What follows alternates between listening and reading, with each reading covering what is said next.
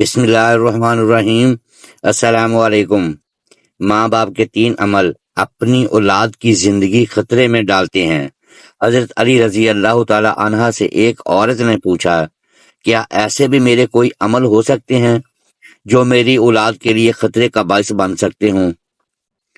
تو حضرت علی رضی اللہ تعالی عنہ نے فرمایا کہ ماں باپ کے 3 ایسے کام جو کہ اولاد کو موت کے منہ تک لے جاتے ہیں۔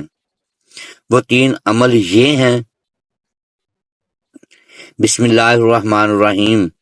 مسلم کی حدیث میں یہ بات روایت ہے کہ حضرت محمد صلی اللہ علیہ وآلہ وسلم نے فرمایا، اگر میں ماں باپ کو اس دنیا میں زندہ پاتا تو اگر میں عشاء کے فرض پڑھ رہا ہوتا، اگر میرے ماں باپ میں سے کوئی مجھے آواز دیتا تو میں نماز چھوڑ کر انہیں لبیک کہتا۔ ایک دفعہ حضرت علی رضی اللہ تعالی عنہ اپنے حجرے میں موجود تھے کہ ایک بوڑھی عورت آئی اور عرض کی، اے امیر المومنین، میری 2 ہی اولادیں ہیں، ایک بیٹا اور دوسری بیٹی۔ وہ دونوں ہی نافرمان ہیں اور وہ دونوں اکثر بیمار رہتے ہیں۔ میرے بیٹی کا رشتہ لینے کے لیے کوئی تیار نہیں اور بیٹے کو کوئی رشتہ دینے کے لیے تیار نہیں۔ میں ایسا کون سا عمل کروں جس سے ان کی زندگی میں برکت آئے اور وہ عمل انہیں نفع دے اور وہ میری نافرمانی بھی نہ کرے، وہ صحت یاب بھی ہو جائیں؟ میں ایسا کون سا کام کروں کیونکہ وہ دونوں نافرمان ہیں، میرا کہا نہیں مانتے، میرا بیٹا شراب اور دیگر گناہوں میں بھی ملوث ہے، وہ دونوں دین اسلام سے مطابقت نہیں رکھتے۔ اے امیر المومنین، مجھے کوئی ایسا عمل بتائیں جس سے وہ دونوں راہ راست پر آ جائیں، دونوں کے رشتے بھی ہو جائیں اور وہ فرما بردار بھی بن جائیں اور دونوں صحت مند بھی ہو جائیں۔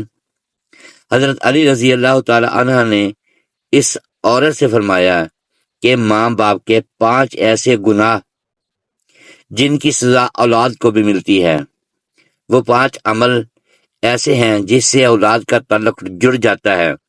حضرت علی رضی اللہ تعالی عنہ نے فرمایا، اگر ماں باپ یہ عمل کرتے ہیں تو ان کے عملوں کی وجہ سے اس کی اولاد بھی اس جرم میں شریک کر دی جاتی ہے۔ اس خاتون نے پوچھا، وہ 5 عمل کون سے ہیں؟ حضرت علی رضی اللہ تعالی عنہ نے فرمایا، وہ 5 عمل یہ ہیں۔ نمبر 1، جس گھر میں والدین قرآن مجید کو سمجھنے کے باوجود اس کی تلاوت نہ کریں تو ایسے والدین تو اللہ کے عذاب کے مستحق ہوتے ہی ہیں، لیکن اس کی سزا ان کی اولاد کو بھی ملتی ہے۔ ایسے والدین کی اولاد نافرمان بے حیا ہو جاتی ہے۔ آپ اپنے گھروں میں دیکھیں کہ قرآن مجید جو کہ اللہ تعالیٰ کی آخری کتاب ہے اور حضرت محمد صلی اللہ علیہ وآلہ وسلم پر نازل ہوئی، جو کہ قیامت تک کے مسلمانوں کے لیے ہدایت کا منبع ہے، لیکن افسوس کہ ہم صرف رمضان میں قرآن کو پڑھتے ہیں یا پھر جب کوئی فوتگی ہو جائے۔ قرآن مجید ہمارے گھروں میں موجود ہوتا ہے اور اس پر دھول جم جاتی ہے، مگر ہم اسے کھول کر پڑھنے کی کوشش نہیں کرتے۔ ہمیں چاہیے کہ اس مقدس کتاب کی تلاوت کریں تاکہ ہمارے گھروں میں اللہ تعالیٰ رحمتیں اور برکتیں نازل فرماتا رہے۔ جو ماں باپ قرآن کو سمجھنے کے باوجود نہیں پڑھتے، ان کی اولادیں بے حیا اور تنگ دست ہو جاتی ہیں۔ نمبر 2، امیر المومنین حضرت علی رضی اللہ تعالی عنہ نے فرمایا، جس گھر میں ماں باپ روزانہ لڑتے ہیں اور ایک دوسرے کو گالیاں دیتے ہیں، جہاں گالیاں دی جائیں وہاں شیطان ہی ڈیرے ڈالتے ہیں، فرشتے نہیں، اور شیطان ان کو ہر وقت بھڑکاتے رہتے ہیں۔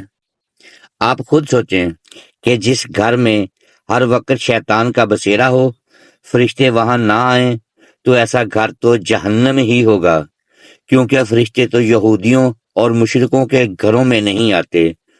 حضور اکرم صلی اللہ علیہ وآلہ وسلم کا فرمان اقدس ہے کہ ایک دوسرے کو گالیاں دینا اسلام میں حرام ہے۔ والدین کو دیکھ کر اولاد جوان ہوتی ہے، جیسا طرز عمل والدین کا ہوگا اولاد بھی ویسی ہوگی۔ جن بچوں نے ساری عمر اپنے والدین کو لڑائی جھگڑا کرتے گالیاں دیتے دیکھا تو ایسی اولاد سے والدین کیسے توقع رکھ سکتے ہیں کہ ان کی اولاد فرما بردار ہوگی؟ اسی لیے حضرت علی رضی اللہ تعالی عنہ نے فرمایا کہ ماں باپ کو چاہیے کہ دین اسلام میں بات چیت کے جو طریقے بتائے گئے ہیں ان پر عمل کریں تاکہ ان کی اولادوں کی تربیت درست طریقے سے ہو۔ اس طرح آپ کی اولادیں نافرمان اور بے حیا نہیں ہوں گی۔ اپنے گھروں میں نیکی کی باتیں پھیلائیں، اپنی اولاد کو نیکی کا درس دیں، اپنی بیٹیوں کو حضرت فاطمہ الزہرا اور حضرت عائشہ صدیقہ رضی اللہ تعالی عنہا کے واقعات بتایا کریں، ان کے طرز زندگی کے متعلق بتایا کریں تاکہ ہماری بیٹیاں باحیا اور پردہ دار ہوں۔ نمبر 3، مولا علی رضی اللہ تعالی عنہ فرماتے ہیں کہ ماں باپ کی بے پردگی کی وجہ سے ان کی اولادوں پر بیماریوں کا حملہ ہوتا ہے۔ حدیث صحیح بخاری میں حضرت ابو ہریرہ رضی اللہ تعالی عنہ سے روایت ہے کہ نبی کریم صلی اللہ علیہ وآلہ وسلم نے فرمایا کہ پردہ دار عورت پر جنت واجب ہے جبکہ بے پردہ عورت پر جہنم واجب ہے۔ جس گھر میں بے حیائی اور بے پردگی ہوتی ہے تو اللہ کے فرشتے ایسے گھروں میں رہنے والوں کے لیے بد دعا کرتے ہیں اور شیطان ایسے گھروں کو اپنا بسیرا بنا لیتے ہیں۔ جہاں بے پردگی عام ہو اس گھر کی اولادیں بے حیا، نافرمان اور غلط کاموں کا شکار ہو جاتی ہیں۔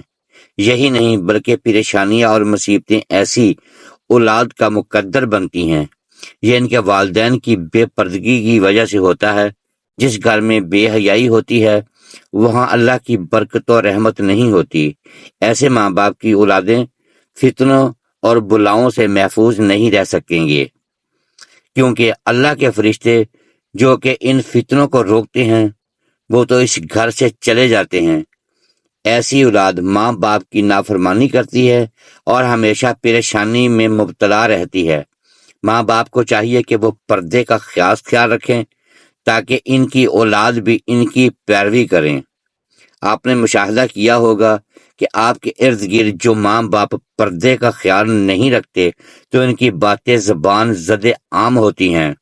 اکثر عورتیں یہ کہتی ہوئی دکھائی دیتی ہیں کہ پردہ دل کا ہونا چاہیے، تو ایسی عورتوں کو اللہ کے غضب سے ڈرنا چاہیے کہ کیا ان کا دل حضرت فاطمہ الزہرا اور حضرت عائشہ کے دل سے زیادہ پاک ہے؟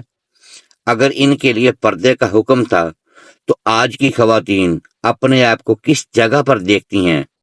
ناظرین، اپنی بیٹیوں کو حضرت فاطمہ الزہرا رضی اللہ تعالی عنہا کے واقعات بتائیں اور انہیں بتائیں کہ ان کی رول ماڈل کون ہونی چاہیے۔ آپ کو حضرت فاطمہ الزہرا سلام اللہ علیہا کا ایک واقعہ سناتے ہیں۔ شادی کے بعد نبی کریم صلی اللہ علیہ وآلہ وسلم حضرت فاطمہ کو گھر لے کے جا رہے تھے کہ راستے میں ایک نابینا صحابی بیٹھے ہوئے تھے۔ آپ رضی اللہ تعالی عنہ نے اپنے چہرے کو ڈھانپ لیا۔ نبی کریم صلی اللہ علیہ وآلہ وسلم کا بیٹی فاطمہ یہ صحابی تو نابینا ہے، آپ نے کیوں چہرہ ڈھانپ لیا؟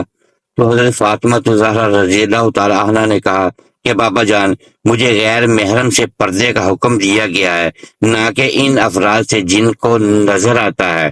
ناظرین، یہ یہودیوں کی چال ہے کہ جدت کے نام پر بے حیائی کو مسلم معاشرے کے اندر پروان چڑھانا۔ لہذا اس دور میں جتنا ہو سکے اپنی اولاد کو صحابہ کرام اور اہل بیت کی زندگیوں کے متعلق بتائیں۔ نمبر 4، حضرت علی رضی اللہ تعالی عنہ نے فرمایا کہ وہ والدین جو کہ کسی دوسرے کی اولاد کے بارے میں برا سوچتے ہوں انہیں دیکھنا چاہیے کہ اگر وہ دوسرے کی اولاد کے بارے میں برا سوچیں گے تو ان کی اولاد بھی اس برے عمل سے بچ نہیں پائے گی۔ اللہ تعالیٰ ان کی اولادوں کے لیے برا کرتا ہے کیونکہ اللہ تعالیٰ بڑی رحمان و رحیم ذات ہے۔ اللہ تعالیٰ ماں سے زیادہ اپنے بندے سے محبت کرتے ہیں۔ اگر تم کسی کی اولاد پر جو پریشانی میں ڈالو گے تو اللہ تعالیٰ وہی نظریہ تمہاری اولادوں پر مسلط فرما دیتے ہیں، کیونکہ جیسا کرو گے ویسا بھرو گے۔ جیسا تم دوسروں کی اولادوں کے متعلق سوچتے ہو، اللہ تعالیٰ وہی نظریہ دوسروں کے ذہن میں تمہاری اولادوں کے متعلق بنا دیتا ہے۔ جیسا تم کسی کی بیٹی کے بارے میں چاہتے ہو، اللہ تعالیٰ ویسا ہی تمہاری بیٹی کے ساتھ کرتا ہے۔ حدیث پاک کا مفہوم ہے کہ نبی کریم صلی اللہ علیہ وآلہ وسلم کے پاس ایک صحابی آئے اور عرض کی، یا رسول اللہ، فلاں صحابی عورت کو چھپ چھپ کر دیکھتے ہیں۔ تو آپ صلی اللہ علیہ وآلہ وسلم نے اس صحابی سے فرمایا، اس صحابی کو بلا کر لاؤ۔ جب وہ صحابی آپ کی خدمت میں حاضر ہوئے تو آپ صلی اللہ علیہ وآلہ وسلم نے اس سے کہا، تم اپنے گھر کی حفاظت کی ذمہ داری چھوڑ گئے ہو کیا؟ صحابی نے جواب دیا، نہیں، تو اپنے گھر کی آپ کے فرمان کے مطابق نگہبانی کرتا ہوں۔ آپ صلی اللہ علیہ وآلہ وسلم نے فرمایا، جاؤ گھر جا کر دیکھو کیا آپ کا گھر محفوظ بھی ہے یا نہیں۔ وہ صحابی جب گھر گئے تو دیکھا کہ اس کے گھر کی ایک دیوار گر چکی ہے۔ وہ صحابی واپس آپ صلی اللہ علیہ وآلہ وسلم کی خدمت میں حاضر ہوئے اور پوچھا، یا رسول اللہ، یہ کیا معاملہ ہے؟ تو آپ صلی اللہ علیہ وآلہ وسلم نے فرمایا، اگر تم کسی کی عورت کو دیکھو گے تو اللہ تعالیٰ تمہارے گھر کی دیواریں گرا دے گا۔ دوسروں کی بیٹیوں کو اپنی بیٹیاں سمجھو، ہر بہن کو اپنی بہن سمجھو، تاکہ تمہاری عزتیں بھی محفوظ رہ سکیں۔ نمبر 5، حضرت علی رضی اللہ تعالی عنہ نے فرمایا، جو ماں باپ اپنے گھر میں حلال و حرام کا فرق نہ کرتے ہوں، حرام وہ نہیں کہ حرام جانور کھا لیا جائے یا کوئی حرام چیز کھا لی جائے، یہ تو قطعاً حرام ہے۔ حرام وہ جو حلال کو حرام کر کے کھایا جاتا ہے، کسی دھوکہ فراڈ کر کے اس کا حق کھا لیا جائے یا کسی غریب مسکین کا حق کھا لیا جائے تو یہ بھی حرام ہے۔ اگر حرام مال بچوں کو کھلایا جائے تو اولاد نافرمان، بے حیا اور بیماریوں میں مبتلا ہو جاتے ہیں۔ آج کل یہ بیماری ہمارے معاشرے میں عام ہو گئی ہے۔ حرام کھانے والے اسے حلال سمجھ کر کھا رہے ہیں۔ اللہ تعالی ہم سب کو رزق حلال کمانے کی توفیق عطا فرمائے، آمین ثم آمین، جزاک اللہ۔